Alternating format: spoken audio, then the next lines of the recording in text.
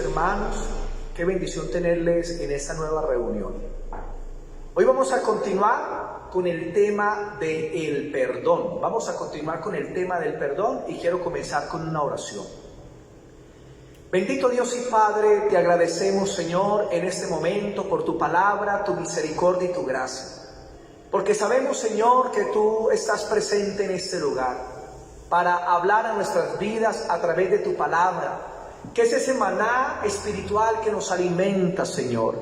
Y te pido que hoy hables a nuestros corazones para que podamos hacer tu voluntad en nuestras vidas, porque tu palabra es la verdad que nos hace libres. En el nombre de Jesús, amén y amén. Mis queridos hermanos, que Dios les bendiga. Vamos a continuar con esta serie del perdón. Hoy vamos a ver la segunda parte. Estuvimos hablando en esta semana acerca de todas las raíces del odio. Y hoy vamos a continuar este tema acerca del perdón. Todos hemos oído muchas veces que somos más que vencedores y que mayor es el que está en nosotros que el que está en el mundo, y conocemos esta verdad. Pero también debemos entender que la Biblia nos dice en Efesios 4:27, no deis lugar al diablo. Quiere decir que el cristiano tiene una victoria en Cristo, el cristiano es más que vencedor, pero también el cristiano tiene que guardar esa victoria. El cristiano tiene que protegerse espiritualmente. ¿Y cómo es posible que un cristiano le abra las puertas al enemigo? Muy sencillo. Es a través de dos cosas. Primero, a través del pecado. Sabemos que pecar es abrir la puerta y arrepentirse del pecado es cerrarla. Pero la segunda forma, como el enemigo puede operar y oprimir a las personas, es a través de las heridas no sanas. Y de eso es que vamos a hablar hoy, las heridas no sanas. En Isaías capítulo 61, versículo del 1 al 3, no lo voy a leer para que la copie, dice que el Señor quiere quitar la amargura, la tristeza, el llanto, y quiere traer el Espíritu Santo que trae gozo y alegría al corazón. Y podemos entender que todo lo que es la ira, el enojo, la rabia, todo lo que tiene que ver con ese tipo de sentimientos y de emociones que también se pueden convertir o son pecado, entonces pueden afectar a la persona, trayéndole tristeza, depresión, angustia y dolor. Pero cuando una persona se encuentra a Cristo y decide perdonar, el Señor va a hacer que el Espíritu Santo haga una obra en su corazón muy especial. Ahora, al encontrarnos con Cristo, no quiere decir que nuestros problemas se acaban. Los problemas muchas veces pueden aumentar. Muchos predican, si usted viene a Cristo, venga que se le acaban los problemas. Pero yo predico al contrario, si usted viene a Cristo, se le pueden multiplicar los problemas. ¿Por qué? Porque usted antes estaba en las manos del enemigo, y ahora que usted conoce a Cristo, el enemigo no va a estar contento, sino que va a tratar de devolverlo nuevamente. Entonces, mis hermanitos, Cristo es la solución a todo problema. Al nacer de nuevo, nos convertimos en hijos de Dios, en una nueva criatura. Y Dios comienza a tratar con nuestras vidas de una manera especial. Y a través de la palabra, Dios nos va enseñando la verdad acerca de la ira, la verdad acerca del enojo, la verdad acerca del odio, del resentimiento y del rencor. Y a medida que usted comienza a escuchar la palabra acerca de estas verdades, usted comienza a ser liberado y su alma comienza a ser cambiada. ¿Por qué? Porque en Juan 8:32 dice, y conoceréis la verdad y la verdad les hará libres. Cuando usted comienza a conocer las verdades de la palabra de Dios y la verdad misma que es Jesucristo, entonces esa verdad lo comenzará a ser libre de todas esas cosas con las que llegamos del mundo. Porque muchos llegan con enojo, con ira, con amargura, resentimiento, con envidia, con celos. Y a medida que vamos creciendo en la vida espiritual, el Señor comienza a tratar con nosotros y a sacar esas cosas que producen daño en nuestro corazón. Y el carácter del Espíritu Santo se va formando en nuestras vidas. Porque yo puedo ser un hijo de Dios, yo puedo ser un cristiano y amar a Dios, y al mismo tiempo tener todavía la vida atada por el enojo. Podría amar a Dios, pero aún así estar dominado por la ira, por el rencor, por la avaricia y por la codicia. Pero cuando comenzamos a ser fundamentados en la palabra de Dios en esas áreas, es que se produce esa restauración a nivel de nuestra alma y a nivel de nuestra vida. Hay personitas, pongo un ejemplo, que caen en el pecado del adulterio. Y la gente dice, pero ¿por qué esa persona cayó en adulterio? ¿O por qué esa persona cayó en el robo? ¿O por qué esa persona cometió ese delito? Si él iba a la iglesia. Quiero decir que muchas personas que van a la iglesia escuchan de pronto la palabra en ciertas áreas, pero no han sido fundamentados verdaderamente en esa área que necesitan. Entonces, aunque ellos saben que el adulterio es malo, tal vez no han sido fundamentados en el temor de Dios, en esa área en su corazón, porque todavía no han escuchado la palabra de Dios en esa área específicamente. Por eso la palabra de Dios debe ser predicada en todas las áreas y no solamente en unas pocas. Ahora, hay personitas que quieren perdonar, tratan de perdonar, confiesan el perdón, pero la herida sigue ahí. Y cuando ven a la persona, inmediatamente brota nuevamente el dolor de esa herida y vuelven esos sentimientos que no están bien. Y la pregunta es, ¿qué debemos hacer? Y hoy quiero concentrar mayormente este tema en el área de que el perdón es una decisión y no una emoción. Lo repito, el perdón es una decisión y no una emoción. ¿Por qué? Porque cuando una persona espera que las emociones le dicten que debe perdonar, por lo general las emociones nunca le van a decir que perdone. El amor tampoco es una emoción, el amor es una decisión, es un mandamiento. Cristo dijo, un mandamiento nuevo os doy, que os améis los unos a los otros. O sea que uno toma la decisión de amar o la decisión de no amar. Y si los matrimonios entendieran esto sería diferente. Porque muchas dicen, ay, se me acabó el amor por mi esposo.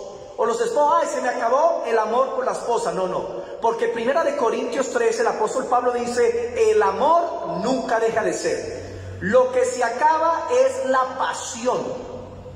Ese deseo que tenían por la otra persona. Eso que hacía que sintieran mariposas en el estómago cuando veían a la otra persona.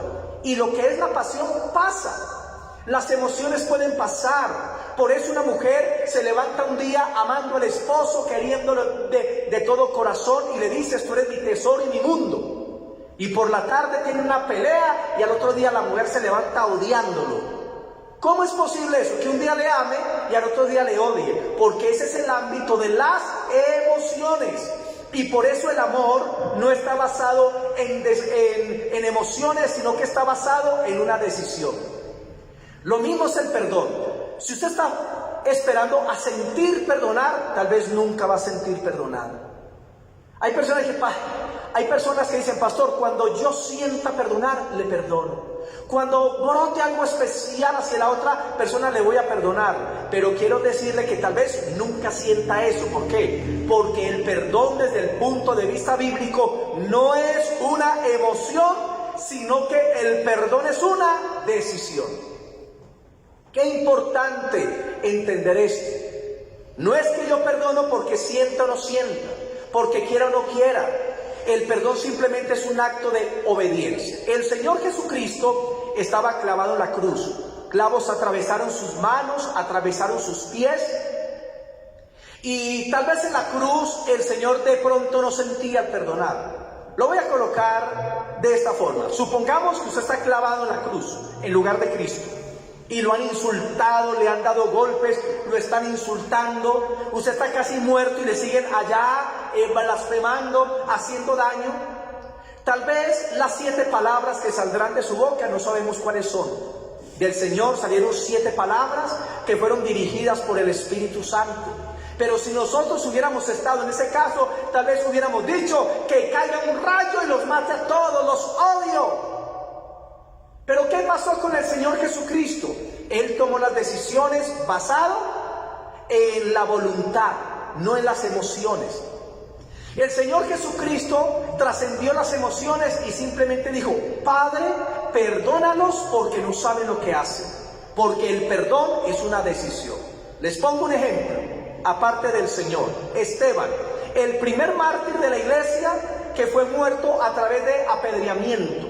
Él había dicho que Jesús era el Mesías y le dijo a los ancianos de Israel que ellos rechazaron a Dios, al Mesías, y que mataron al Hijo de Dios y no les gustó. Entonces se llenaron de furia, lo llevaron para cierta parte y cada uno tomó piedras para arrojárselas a Esteban.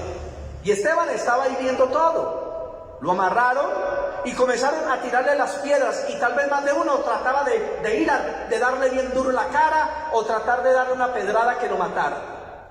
Y mientras que hacían esto, Esteban dijo: Jesús, oh Padre, no les tomes en cuenta este pecado. La pregunta es, ¿cómo es una persona que se encuentra en esta situación, que lo están matando, y le está diciendo a Dios que no le tenga en cuenta ese pecado? Quiere decir que Esteban en su corazón los estaba perdonando y al mismo tiempo estaba pidiendo a Dios que no les tenga en cuenta ese pecado. Es como cuando un hijo la embarra y comete algo grave, y entonces la mamá va y dice: mijito, yo te perdono, pero tu papá está muy airado, voy a ver qué puedo hacer. Y entonces la esposa llega donde su esposo y le dice: mi amor, mira, yo sé que lo que mi hijo hizo fue muy grave, pero yo te pido que le perdones. Mi amor, no le tengas en cuenta ese pecado. Y lo mismo fue lo que hizo Esteban. Estaba intercediendo por aquellos que lo estaban matando, siguiendo el ejemplo de nuestro Señor Jesucristo. Porque el perdón no brota de las emociones, sino que el perdón brota de la voluntad. Es una decisión. Vamos a irnos para Mateo, capítulo 18, versículo 18. Y esta es una cita mal comprendida, porque muchos toman Mateo 18, 18 y la toman supuestamente para la lucha espiritual y para atar al diablo. Pero quiero decirle que Mateo 18, en casi todo el capítulo, nos habla del perdón. Y en el versículo del 15 en adelante se dice: ¿cómo debo perdonar al hermano?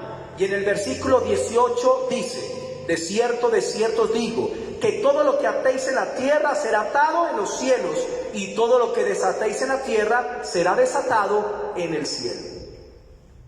Todo lo que atemos en la tierra será atado en el cielo, y lo que desatemos también será desatado en el cielo. Esa palabra atar, en el griego, en el original, es la palabra remitir. Y remitir significa soltar o liberar o perdonar. O sea que el Señor está diciendo: todo lo que perdonen, lo que suelten, lo que liberen aquí en la tierra será perdonado, desatado y liberado en los cielos. Por eso el Señor en Mateo capítulo 6 dice que si perdonáis a los hombres las ofensas, también el Padre les va a perdonar. Pero si no perdonan, tampoco Dios les va a perdonar. Y ahí viene hablando del perdón.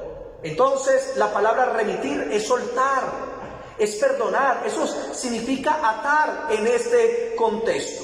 Entonces cuando usted perdona, está liberando a la otra persona. Y Dios también está otorgando perdón y liberación y paz y gracia. Recuerde que usted no puede perdonar los pecados que una persona comete contra otra ni contra Dios, pero usted sí puede perdonar las cosas que le hacen a usted. Hay dos tipos de perdón. El primer perdón se llama el perdón de boca, el perdono pero no olvido. Y tal vez muchos de ustedes, mis hermanitos, han escuchado esto: yo perdono pero no olvido. Yo perdono, pero la espinita me la saco porque me la saco. Yo perdono, pero le voy a devolver el mismo daño. Yo perdono, pero espera que me dé el pago y le voy a hacer un daño. Ese es un perdón simplemente de boca, que no es un perdón verdadero. Ese es un perdón que no es un perdón real. Y esa personita de repente está tranquilita y comienza a acordarse de lo que sucedió. Y a la semana se acuerda del rostro de la persona y se pone bravo y se le daña el rato. ¿Por qué? Porque la persona no ha perdonado de verdad. Ese es el primer perdón, el perdón de boca. Pero el segundo tipo de perdón se llama el perdón de corazón. Y es el perdón del cual nos habló el Señor Jesucristo en Mateo 18:35, que dice: así también mi Padre Celestial hará con vosotros, si no perdonáis de todo corazón, cada uno a su hermano sus ofensas. En esta porción, el Señor está hablando del perdón de corazón. El perdón de corazón. Y Él dice, si ustedes no perdonan de corazón a su hermano las ofensas, entonces el Padre tampoco les va a perdonar. Es lo que está diciendo el Señor ahí. Sino que Dios los pondrá en un trato hasta que la persona decida perdonar. Miren, hermano, cuando perdonamos de corazón, el perdón sincero, el perdón que nace de la voluntad, el perdón que va en obediencia a Dios, cuando lo hacemos de corazón, Dios lo sabe. Y cuando lo hacemos de corazón, Dios pone su mano sobre la herida que hay en el corazón y la cicatriza. De tal manera que cuando la persona se acuerda de lo que sucedió, ya no siente dolor. Porque la memoria no se borra. Y cuando la Biblia dice de olvidar, lo que quiere decir es sanar. Porque la persona va a recordar por siempre lo que sucedió. Pero cuando su corazón es sanado, entonces ya no le va a afectar. Y podrá contarse el testimonio de lo que sucedió para que otros aprendan o otros también perdonen. Mis hermanitos, en el Salmo 147, el versículo 3, dice así: Él sana a los quebrantados de corazón y venda sus heridas. Dios no solamente, mis hermanitos, restaura el cuerpo, no solamente salva nuestro espíritu, sino que restaura nuestro corazón, nuestra alma, y venda las heridas. Cuando llegamos al Señor, la mayoría traemos traumas, problemas, cosas muy fuertes que nos sucedieron. Y la única forma de ser libre de todas esas cosas es a través del perdón y de recibir la palabra de Dios con humildad en nuestros corazones, y eso nos va a limpiar. Y eso viene a través de perdonar de corazón, que cuando usted dice perdono, lo está haciendo de verdad. Usted dice perdono, ya no le volverá a recordar a la persona lo que sucedió. Y eso es lo que el Señor quiere, el perdón que sea de corazón. Ahora, un problema en el cuerpo, el Señor lo puede sanar. Una herida en el alma, el Señor la puede sanar. Porque en 1 de Tesalonicenses 5:23 dice: y el mismo Dios de paz os santifique por completo, y todo vuestro ser, espíritu, alma y cuerpo, sea guardado irreprensible para la venida del Señor. Cuando nosotros, mis hermanitos, venimos al Señor, Dios quiere sanar nuestro cuerpo, Dios quiere darnos la salvación, restaura nuestro espíritu, nacemos de nuevo, pero el Señor también restaura nuestra alma. Por eso ahí dice, todo nuestro ser es espíritu, alma y cuerpo. Cristo no solo murió por el cuerpo y por el espíritu, sino también por el alma, y el alma tiene que ser renovada, el alma tiene que ser cambiada. Por eso, para nosotros ser sanos, mis hermanitos, necesitamos la medicina específica para esa enfermedad. Si una personita le da una quiebrahuesos con una infección fuerte en la garganta, entonces la persona, si va y se toma una aspirina, pues no se va a sanar. La personita necesita tomar antibiótico y lo hace por 7 días. Una pasta cada 8 horas, por ejemplo, amoxicilina. Y al segundo o tercer día comienza a sentir la mejoría porque esa medicina le rompe o quiebra o mata esa infección. Y la persona entonces puede ser sanada porque tomó la medicina específica. Lo mismo pasa con todo nuestro ser, hermano. Nosotros necesitamos la palabra de Dios específica en cada área de nuestras vidas. Si usted está enfermo físicamente, usted dice: Señor, por tu llaga soy sano, restáurame, sáname, porque tú llevaste toda enfermedad en el Calvario. Si tú espiritualmente estás mal, tú sabes que la medicina es ir a orar, a buscar al Señor, restaurar la comunión con Él, y te restauras espiritualmente. Y si tu alma no está muy bien, entonces necesitas renovar tu mente a través de la palabra de Dios. En Romanos capítulo 12, el versículo 2 se nos dice lo siguiente. Romanos 12:2 dice así: no os conforméis a este siglo, o sea, no vivan de acuerdo a cómo se comportan las personas que no tienen a Dios en este mundo, sino transformaos por medio de la renovación de vuestro entendimiento, Aquí el apóstol dice que nosotros tenemos que transformar nuestra forma de pensar a través de la renovación del entendimiento o de la mente. ¿Y cómo se renueva la mente? A través de escuchar la palabra de Dios. Por eso la Biblia dice, ¿con qué limpiará el joven su camino? Con guardar tu palabra. Cuando usted escucha la palabra de Dios, la palabra te santifica y te limpia, cambia tu manera de pensar. El Señor Jesús le dijo a sus discípulos, ya vosotros estáis limpios por mi palabra. Entonces la palabra de Dios tiene un efecto que puede obrar a nivel espiritual, a nivel de las emociones, a nivel de la mente, a nivel del corazón, a nivel del cuerpo.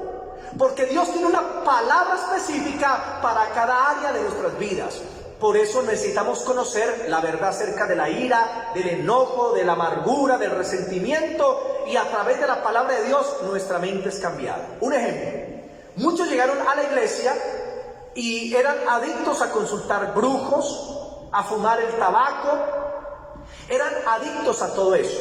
Y cuando comienzan a escuchar la palabra se dan cuenta que ese tipo de prácticas son pecado ante Dios, que eso está mal, y entonces su manera de pensar cambia y la persona dice, ya no vuelvo a hacer eso. ¿Por qué? Porque se arrepintió.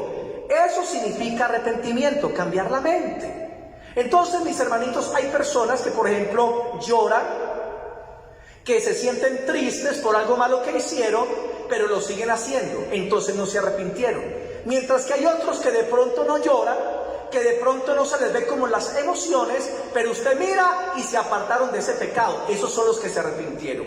A veces el arrepentimiento puede venir con un dolor profundo en el corazón, otras veces simplemente la persona se da cuenta que está mal y decide dejar ese pecado. Entonces, hermano, la mente hay que renovarla, porque por ahí es donde el enemigo muchas veces comienza, hermano, a atacar a los cristianos, a los hijos de Dios. Porque él sabe que una mente que no está renovada es una mente por medio de la cual él puede atacar. Por eso la verdadera guerra espiritual no se encuentra allá arriba, derribando potestades y principados, sino que la verdadera guerra espiritual se encuentra aquí en la mente. Usted tiene que renovar la mente. Cuando Cristo recibió ese ataque satánico de la tentación, Cristo lo único que dijo fue, escrito está, escrito está, escrito está. Porque Cristo tenía una mente renovada por la palabra del Señor, y por eso nosotros necesitamos llenarnos del conocimiento de la palabra. También la Biblia dice que la palabra de Dios habite en abundancia en vuestros corazones, o sea, en nuestra mente. Entonces hay personas que piensan que el odio, que el resentimiento y la amargura es un demonio. Y entonces van a reprender el demonio de la ira, del enojo, cuando no se dan cuenta que son cosas que las personas tienen que rendir a Dios mediante una decisión. Y cuando la persona decide perdonar, es restaurada. Y claro, hay pecados que pueden traer una influencia demoníaca, pero en la mayoría de los casos es simplemente una emoción que está ahí, que la persona quiere retener, que tan solamente con el perdón podría ser totalmente restaurado. Es muy importante comprender esto. El odio, la amargura, el resentimiento no son demonios para echar fuera, sino que son más bien como ataduras del alma, que están allá y la persona necesita ser libre. En Mateo 6, el Señor nos hace una advertencia y dice, explicando el Padre Nuestro: porque si ustedes perdonan a los hombres sus ofensas, el Padre también les perdona. Pero si no perdonan a los hombres sus ofensas, tampoco el Padre que está en los cielos los va a perdonar. El Señor nos dice que el perdón de Dios es condicional. ¿Y cuál es la condición? Dios estará siempre dispuesto a perdonarnos si nosotros estamos dispuestos a perdonar a los demás. Por ejemplo, usted comete un pecado hoy y por la noche va y se arrepiente y Dios lo perdona. Pero resulta que al otro día alguien te hace un daño, te robó algo, tú te cargas y ya no le quieres perdonar. Y resulta que usted sigue con ese odio. Y pasan los meses, y cada vez que usted peca, va y le confiesa a Dios, y Dios te dice desde el cielo, yo no te perdono. Pero Señor, ¿por qué? Porque es que tú no quieres perdonar. Y la condición del perdón de Dios es que debemos perdonar. Entonces, si una persona por 90 años no quiso perdonar a alguien, por 90 años sus pecados están retenidos. Y hasta que la persona no se arrepienta, sus pecados no serán perdonados. Y si alguien muere en un estado de odio, de ira contra alguien, de amargura, de rencor, esa persona se perderá eternamente. No importa que sea un pastor, que sea un líder o que sea una oveja. Entonces, mis hermanos, necesitamos entender lo que es el perdón. Usted le predica a personas y dicen: pastor, yo hace 70 años tengo un odio contra tal persona. ¿Y cuántos años tiene, hermanito, hermanita? 85. Y hay personas que durante décadas, hay personas que durante casi un siglo han tenido odios y resentimientos en su corazón. Quiere decir que durante muchos años sus pecados les fueron retenidos. Y hasta que no perdonen, Dios tampoco les va a perdonar. Hay una pregunta importante. ¿Cómo enfrentamos una herida para restaurar una relación? ¿Cómo enfrentar una herida para restaurar una relación? Porque muchas personas dicen: pastor, yo perdono a esa persona, pero no quiero nada más con esa persona. Eso dicen muchos, porque la persona está herida y dolida. Pero ¿qué es lo que quiere el Señor? Que haya una restauración. Diferentes en el caso, por ejemplo, de violaciones, de abuso sexual o de maltrato físico, que muchas veces la persona tiene que ser apartada de aquella persona, del abusador, del maltratador, pero hay que llevar a la persona a que perdone. Y cuando lo hacemos, mi hermanito, entonces la persona va a ser libre. Pero en la mayoría de los casos, Dios quiere que la relación se restaure. Por ejemplo, a nivel de la familia, Dios quiere la restauración. A nivel de la iglesia, Dios no quiere que hayan hermanos enemistados. Que usted llegue a la iglesia bien contento y feliz con su bolso, y de repente usted ve al hermano allá y va y se sienta en otra banca por allá. O pone el bolso en la otra silla para que esa persona no se le siente cerca. Y luego vas a alabar a Dios: te adoraré. Y Dios está viendo y dice: pero ¿cómo me adoras si tú estás aborreciendo a esa persona? ¿Cómo me levantan las manos si mira cómo estás hacia el hermano? Primero reconcilia, primero perdona, y entonces podré escuchar tus oraciones, tus cantos, tu alabanza. Y como estamos hablando que el perdón es una decisión, entonces Dios no obrará a favor mío a menos que yo tome una decisión de la voluntad. Si decido perdonar, Dios me perdona también a mí, pero Dios me respalda la decisión que tomo. Si no perdono, entonces Dios no se mueve, Dios no me respalda. Y lo único que el cristiano le puede dar a Dios es la obediencia a su palabra. Entonces, cuando tú no decides perdonar, Dios no puede hacer nada, Dios no se puede manifestar, y Dios más bien se queda quieto y la persona decide igual, porque es una decisión de la voluntad. Dios nos dio un libre albedrío, y la Biblia nos dice que aunque tenemos un libre albedrío, el Espíritu Santo nos guía. Pero el espíritu satánico empuja. Aunque el Espíritu Santo guíe y el espíritu satánico empuje, nosotros tenemos una voluntad, un libre albedrío. Y nosotros podemos hacer la voluntad de Dios o podemos hacer la voluntad de Satanás. Hacer la voluntad de Dios es perdonar, y hacer la voluntad de Satanás es seguir con el odio y el resentimiento. Cuando nosotros decidimos perdonar, nuestra voluntad se une a la de Dios, y entonces viene armonía y viene la bendición de Dios. Pero si la persona no decide perdonar, entonces nada va a suceder, la persona seguirá igual. El Señor Jesucristo en varias ocasiones dijo: porque mi comida es hacer la voluntad de mi Padre, porque yo me deleito haciendo la voluntad de Dios.